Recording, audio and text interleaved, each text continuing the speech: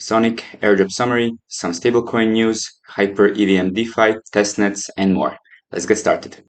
Before we get into the numbers, let's first discuss the fact that people are a bit shocked because most of the people who farm this are not even eligible, considering that you needed to have 200 S token distribution minimum in order to even qualify.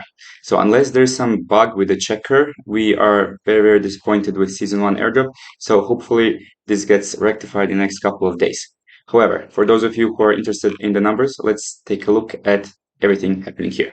Season 1 is having 42.4% out of the whole 190,500,000 S tokens, which are reserved for a complete airdrop over multiple seasons. And this is totaling about 80 million S tokens, currently valued at just under $30 million. And out of this 80 million, 37.5 is going to gems. So this is going to be for all the applications in Sonic Ecosystem, which will then distribute their S allocations to their users in a way they find best. Of course, for this, you need to follow their specific X and Discord channels. And at the moment, we have information that liquid gems on day one is going to be half of the total supply. So just over 15 million S tokens is going to be distributable immediately, whereas they're going to vest for 3 months the remaining 50% of the supply. As for users of the actual Sonic ecosystem, we're getting just over 50 million S tokens, and the points liquid on day one is just 25%, whereas you're going to be getting an NFT, vested NFT, which you will have a whole 9 months period of unlocking, meaning that if you choose to burn this NFT before the whole 270 days expires, then you will be only getting a portion of your allocations as illustrated in this metrics here. At least one positive in all of this is that the vesting is linear, so you don't have to worry about any kind of parabolas or any special timings for the cycle top. When you choose to sell your S allocations, you can just choose the amount of time that you prefer and get your immediate allocations. Also, there's going to be a lot of ways to utilize this airdrop. So, for example, you can use this strategy illustrated on the PaintSwap website. You can either mint STS to get a specific token, which you can then lend to borrow more S in some looping strategies on Silo, and you can mint this STS on Beats. Alternatively, you can also speculate and leverage up on your S positions by buying the F NFT, because of course people are going to want liquidity sooner, so they're going to be selling their F NFTs at a discount. So if you believe that Sonic is actually gonna have a bright future after this, then maybe you can consider buying this NFTs at a discount to hopefully cash in more later down the line. Users will have 6 months to claim their NFT and airdrop, and the remainder of just under 110 million S tokens will remain for distribution for Season 2. So let's answer the most important question. Is Season 2 going to be worth it, and what should we know about it? So first of all, they're removing, just like Meteora, the passive points. So if you're just holding whitelisted assets in your wallet, that is not going to be enough. You will actually need to take on some smart contract risk and start deploying it in DeFi on Sonic. There's also going to be a loyalty multiplier. So if you've participated in Season 1 and continued to participate in Season 2, you will be getting multipliers ranging from 1x to 3x.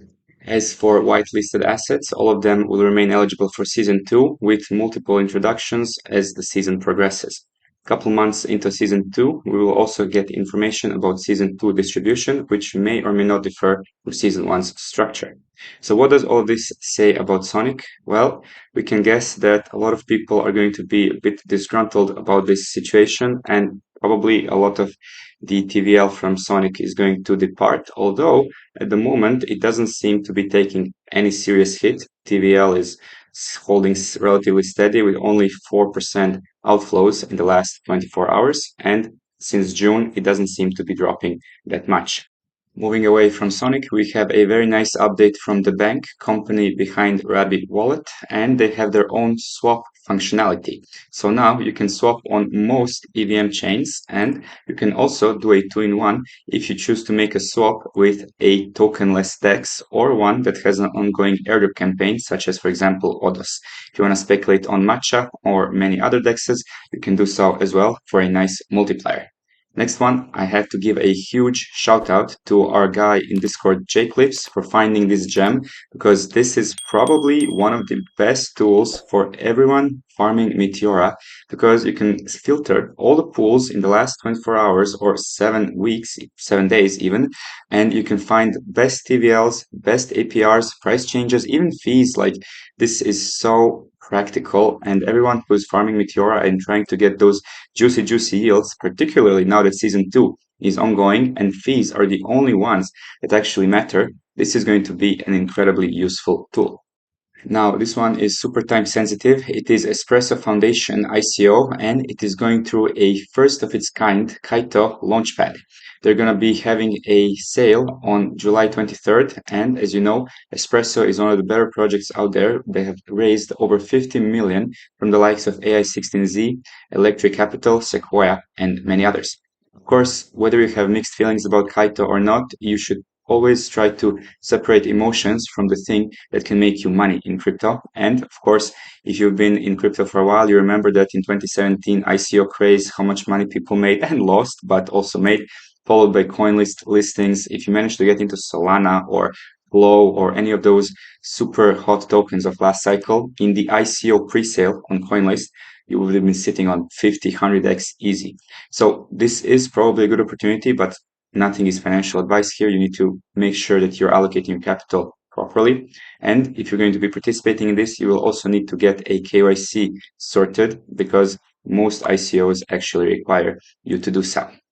As it has been proven time and time again, the main differentiator between people who make money in crypto and those who don't make as much is the access to quality information and network of people who know what they're doing and have their finger on the pulse. If you want access to all of this information in real time, you should definitely consider joining a Discord or a community of people who do this full time and can provide you with quality data information in real time. One such community is ours, where we discuss all of these topics and so much more. And if you want to join, all you have to do is go to the subscriptions tab, which is always in the first link of the description of every video, and choose your monthly or yearly plan.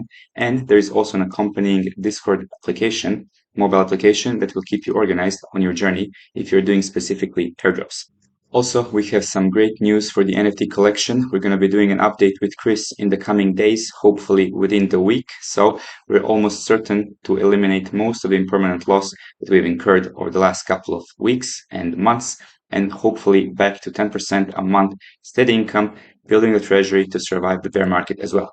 If you have any questions about this NFT collection, you don't have to join the Discord. We have a free Telegram group, which is also in the links of the description of this video. You can have all your questions answered there in real time.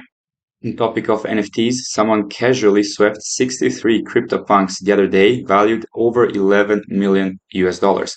So does this mean that the bull market for NFTs is upon us? Well, maybe starting with pudgy penguins being everywhere in traditional media and TradFi. Potentially, the bull market for NFTs is closer than we think. And if you're going to be doing some stuff on Ethereum mainnet, it is actually still incredibly cheap, because we have way under one for majority of last week. So if you're planning to do some Ethereum mainnet transactions, make sure to check the Etherscan at Gas Tracker to ensure that you're not overpaying for fees. Because if you're managing multiple wallets, these things can really add up. However, if you prefer layer 2s, there are two early access opportunities you should pay attention to. One is on Base. They are doing a all-in-one application where you can earn, trade, discover apps, and even chat with friends all in one place. And at the moment, all you have to do is just enter your email and hopefully be selected by joining the whitelist. Also, there is a first prediction market on Hyperliquid launching very soon, and 50 individuals will get early access. All you have to do is also apply for the whitelist, and there is a chance that early supporters might be rewarded as well. Next, in HyperEVM, we have Hybra Finance, a super time-sensitive information as well, because on July 24th, there's going to be a total supply of just 800 free mint NFTs for everyone who is in the top of Hyperliquid ecosystem. So if you're top 5,000 Hyperliquid Genesis wallets, IPO holders, or Catball portrait holders, then you will have a chance to mint this for free. And there's probably a likelihood this NFT is going to be worth a lot more than just free mint of the on-chain gas transaction. Also, there's another opportunity that you can actually get a very, very good APY on just holding assets on HyperEVM. It is a new project, new protocol, so you should always be very, very careful with this one. But for example, earning triple digits on just holding gold on chain, if you're willing to take on smart contract risk, is definitely a good deal. And another super risky, super degen, the project that has only 1,000 followers on X, it is HyperBloom, and these guys have less than 1 million. So they only have 500,000 in total value locked, but they're offering some insane yields. So if you're willing to maybe throw in some risk capital in this, maybe get some points for potential airdrop or HyperEVM liquidity, then this could definitely be on the far edges of your risk curve tolerance. And finally, we have two testnets. We have Fogo Chain that just went live. They're a Solana virtual machine layer 1 for on-chain trading. So if you should speculate on the airdrop, you're free to do so. Also, we have Anoma testnet that just went live. They are a DeFi infrastructure play for other dApps to integrate seamlessly, and they just went live last week. However, for this one, you're going to be needing an invite code, and those are very scarce at the moment. We will do our best to provide one in our Discord. And that is a wrap for all the topics for today. If you like the content, make sure to like and subscribe with bell notifications on. Any questions, comments, I'm waiting for you in the comment section and in our Discord. And as always, thanks for watching. Till next time, have an amazing day.